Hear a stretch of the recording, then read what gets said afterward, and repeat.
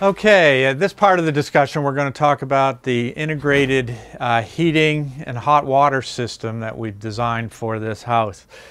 Again, we have multiple sources of heat production, and along with a heat storage unit and then a heat distribution unit. We're going to talk about each of these phases.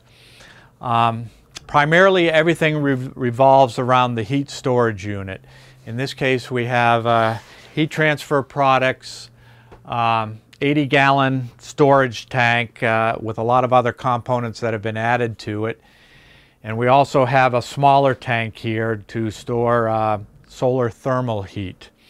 But primarily it's one source of water that's being heated up and used to store any energy that we've produced from our heat sources. We are only heating essentially one block of water, about 120 gallons of water in total here, and that heat storage is being used to produce both domestic hot water needs and also our heat storage, our heat distribution needs.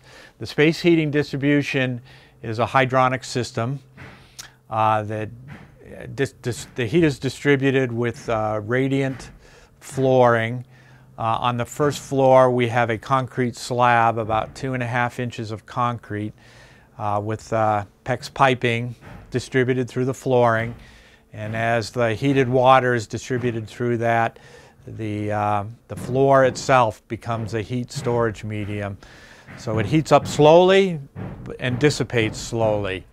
So it's a very continuous warming, and it's probably the most comfortable space heating and most efficient that you can do.